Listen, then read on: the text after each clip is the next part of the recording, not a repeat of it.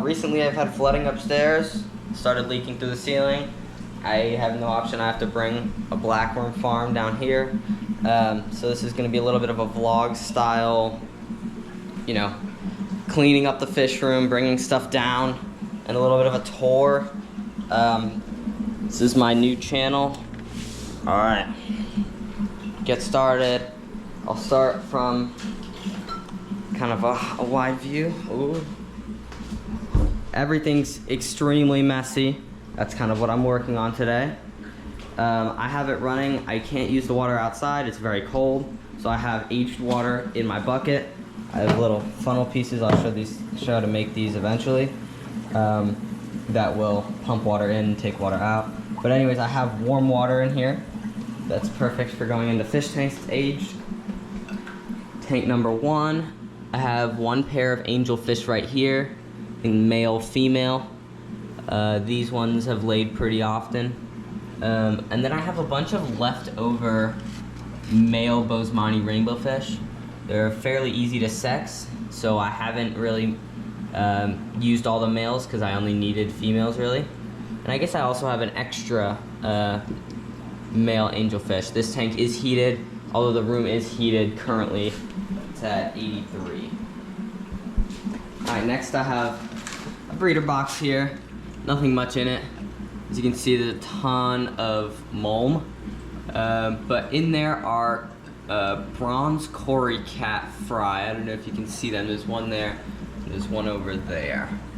As well as a Boesemani rainbow fish fry that I'm sure you can see right there in the center. Then down here, I have a 40 breeder with bronze cory cat grow out. They're a little bit skittish, but you can see there's some right there next to the pot. Oh, and they're moving. A lot of them like to congregate in the back there. Alright, I do have a breeder fry system set up here. So I have these 2 breeder boxes, or little, trays. I'm gonna abandon this system fairly soon. It's just not very reliable, but I'm gonna keep using this tube up here. I'm just gonna use single ones and put them on a 10-gallon. Use single trays instead of a double like this. Alright, next, I'm just gonna take you over here. Next, we have breeding pair 2 out of 3 Philippine blue angelfish. These ones currently have eggs. I don't know if you can see that. They have eggs on the wall, and they're fanning them, eating the fungus eggs. This pair, they haven't really had fertile eggs. I don't know if they fixed that. I haven't really taken any eggs out since I got one big batch and I don't have anywhere to, put them. In this tank, looks like the female is just about ready to lay eggs. This is the female right here. She's nice and plump. It's the male back there. These parents actually raised their fry up. So they're the most experienced parents I have. They have laid very fertile eggs. I don't know if you can see in the back, there's some fry just sitting under, they're swimming around. I don't know if it'll be a better angle from up top, but there's fry in the very back there. Alright, now up to layer 2. This was an experiment that I did recently, still going, of brine shrimp fully grown adults. So I don't know if you can see there's a ton of fully grown adult brine shrimp. And this is an experiment to see if I can grow them up and then have them breed and then feed them to other fish. Because I think having good live food is always a good idea. This right here, I think they're camera shy, but you can see in the back, there's a ton of angelfish here, probably about 100, 150 baby Philippine blue angels. Now, I don't really have the heart to cull, so I have a lot of little runts in here. I don't know if you can see them at the bottom. It's also a good angle, you can see them all. Yeah, my guess is about 100, 150. I feed these ones flake.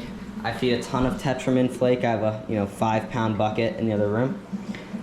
Everyone seems to like it. Keeps everyone nice and healthy. I really don't find any issues with it. This is just a miscellaneous tank, has nothing really in it. That's a bunch of Bosemani fry that I have, or I guess 3, that I have from the last Bosemani breeding project I did about a year ago today. And then I have 1 Cory fry in there. He's a little bit of a chunky guy, I don't know. I always have guppies in pretty much all my tanks, mostly because I just use them to cycle everything. They seem to like it. They never really die. I don't really have issues because I squeeze out cycled sponges into my new tanks.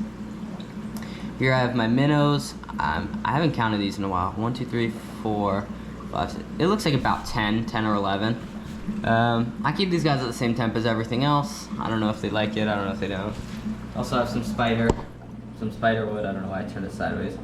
A spider plant right here that I'm growing kind of hydroponically. I have pothos in pretty much all my tanks. I really like having floating plants, having pothos. It really does do a good job of making sure my water stays pretty clean.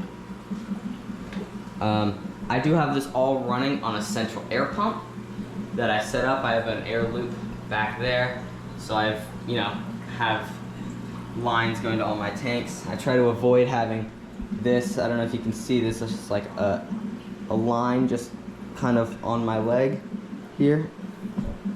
I try to avoid having lines going everywhere, which is why I did the air pump. Here I have a bunch of guppies. I've removed them from the other tanks as they've been cycled, and I've put new fish in, and they've kind of just congregated here. This is where I have them. Here I have a group of 6 Trilineatus Cories. I originally ordered 10, but it is what it is. I mean, they just didn't come in great shape. I'm hoping these ones will do alright. It looks like I have at least 1 female, which hopefully I can get them a little nice and fat and I can breed them. Next, I have my breeding group of Bosemani rainbows.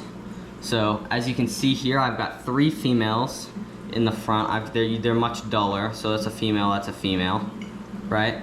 And then in the back, I've got my males, 1, 2. I should have about a total of 1, 2, 3, 4, 5 males-ish, and 3 females, or 4 females, 1, I don't know. Anyways, I get a lot of breeding. It looks like about 4 males, and 1 and 4 females, or maybe 3 females, I'm not sure.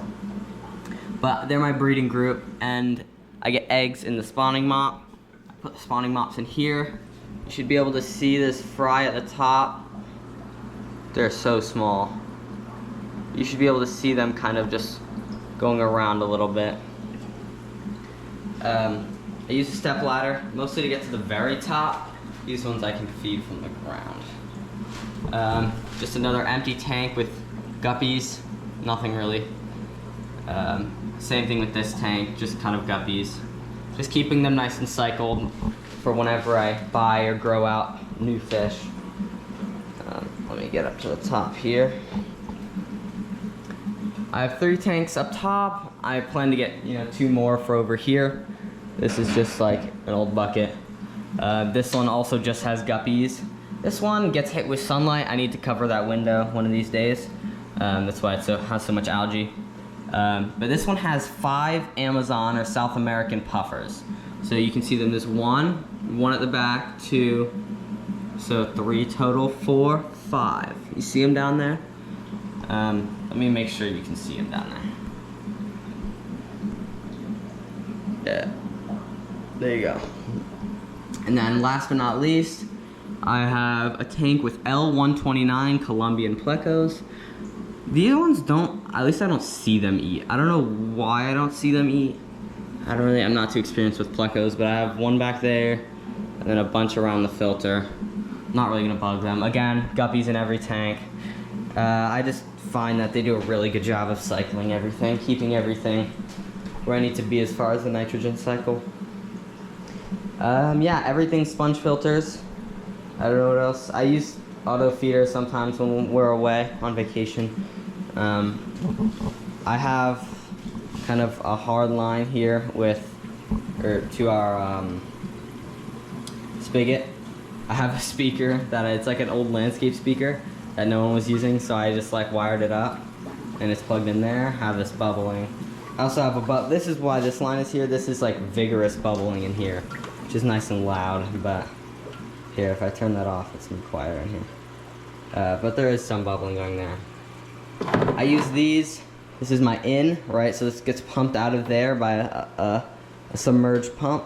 I put it in a tank and I turn on the pump. This one is the opposite. I put the pump in the tank, turn it on, and it pumps out of a line that goes out to the driveway. Just goes everywhere. I have a bunch of extra fluval stratum. I hope you enjoy the tour. I will update in a minute when I start cleaning. I'll have updates probably every 30 minutes, hour. I don't really think you need to, view the entire thing. All right. I think everything gets dirtier before it gets cleaner. So I took the light off. So I need to move that tank over here. I removed the ball rack and the trash cans there, and I need to. I'm draining this tank, and I took the light off, and I've got to bring that over here, so that I can fit the Blackworm Farm. It's gonna be like halfway through that door, all over there. Yeah, this is just like hour 1 update. I will definitely continue to update as it goes. Soon I'm gonna move this and mount that light. Yeah, and then we'll be on our way. Alright guys, it got even messier. As always, it got messier. Instead of cleaning everything up, like I should have, I opted to just push everything out of the way. And I moved this tank, but everything else I just pushed out of the way. I've got the Blackworm Farm in here now. This place is really crammed, but it is what it is. Just had a bad moment. I think my plecos in the top left have ick. I had 4 die out of my 6. I'm gonna dose. I don't even know if it's worth it. I think they might just die. I don't know. I could try dosing IckX, whatever, but it's unfortunate. Alright, this is next day update. I'll keep you updated. I'm gonna clean all this shit next. I did a little bit more cleaning. I've got Blackworm Farm in here. This was a real pain to move. These bins are really annoying to move. And it's also heavy, and just down the stairs, it was just a pain. I've also got this tank here. I don't know if I told you that already. This has been filmed over like a week at least. But I'm starting cleaning on the ground. I'm gonna try and get all this crap up and disposed of, whether it be into trash or into the workshop, whatever. But this is a new setup. Remounted everything. This has a new mount. This is all here. I'm gonna try to get everything really clean, because it's really, like, with this in here, it's clogged, right? There's a lot going on. So I'm gonna try and get everything kind of chill, aside from that. On a cool note, I don't know if you can see, but in there, the parents are fanning a batch of eggs. And if you can see on the tile I have in there, it's just eggs there.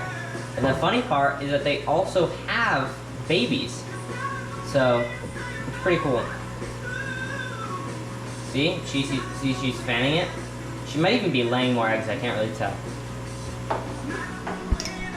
Yeah, let me do that really fast.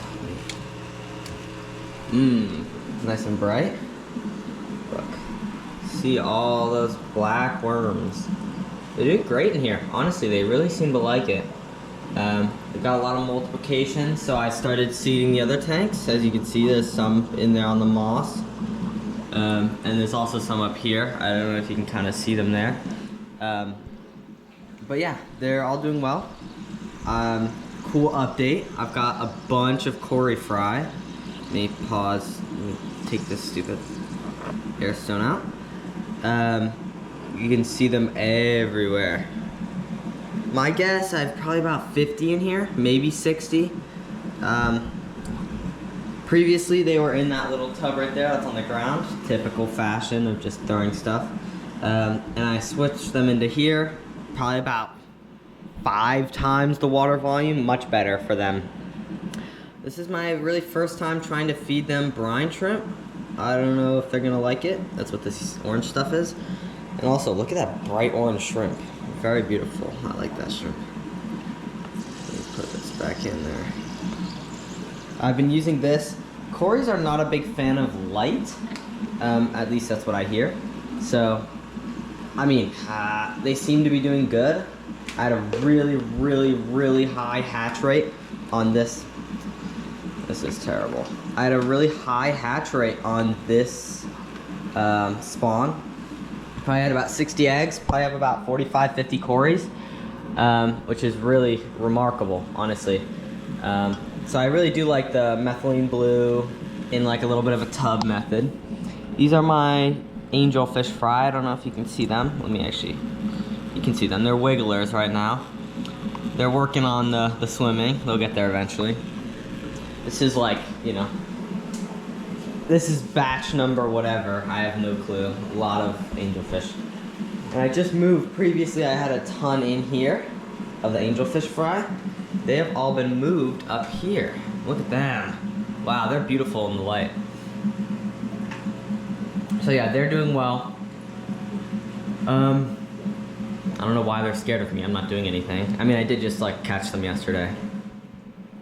I'm also power feeding these, the Trilineatus Cories. Really want to get these breeding, so they're getting a lot of bloodworms. As you can see, they're eating them right now. Very cool. They're less shy than they used to be. I really love these Cories. They're so beautiful. They're actually like, I don't know. I mean, they're like right there with Julii Cories. They're just the nice spottedness I really love. And they just, I don't know, their behavior is good. These ones are way less shy than the ones I have upstairs, right? My bronze Cories. Still got these. So many rainbow fish fry. I don't know if you can see them. They're like specks. Right, they're up at the surface here. There's one right here in front. There's a bunch actually. But they're so... honestly, my new method, I used to like take the eggs out and do all that stuff. I literally just take the mop and I put it in here. And it just, it works. They don't seem to get eaten, the eggs. So yeah, there's a new mop in here. I put it in like 2 days ago. So like 5 more days, 6 more days. It should be good. I need to check the temp in this tank. Let's see what it's at. Oh, it's down. It's way down. What the hell? Oh, you know what? I turned off this power strip down here yesterday, and I forgot to turn it back on. That's pretty typical as well. I turned that back on. So I only heat the tanks I need to heat, because the passive temp in all of these tanks is like 75, 77, right? Which is more than enough for most fish. But Boesemani rainbows, or any rainbows for that matter, really like to be hot. So I keep this tank at, try to keep it around 82. Yeah, just for this tank really.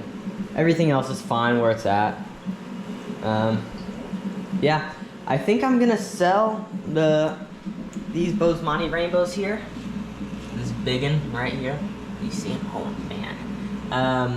And I think I'm also gonna try and sell some of my angelfish pairs. Because I have 1 pair here, these 2. And then I have 2, 3 pairs. And that's just too many. My best spawns have been from this pair right here. And we'll just see what happens. Alright. That should be the end of this video. We're all nice and clean. Or at least clean enough. In the future, just, you know, I'll keep updated with everything.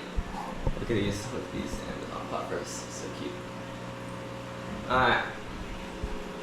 With that, I'm out. I look disheveled today. But yeah, with that, I'm out. As always, it's Jonah's Fish Tanks. You have a good day. Remember, keep your nitrates low. No, I don't like that.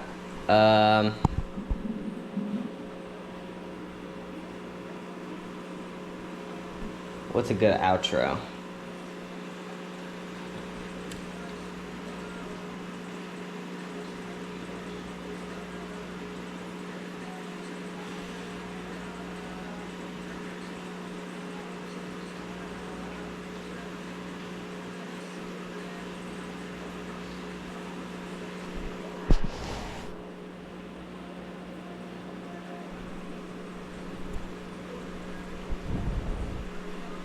I don't know. Alright, I'm back. It's been a week, 2 weeks, I don't know, it's been forever. But pretty much, everything's clean. You see I just have the vacuum in here, just vacuumed everything. I know I gave a tour earlier, but this tank that was there got relocated here. Actually, let me just, it got moved. I have the Blackworm Farm here. You just pinch this, see if you can definitely see. I don't know, might be better from the side. It's hard to see. I'll turn on the lights. Let me actually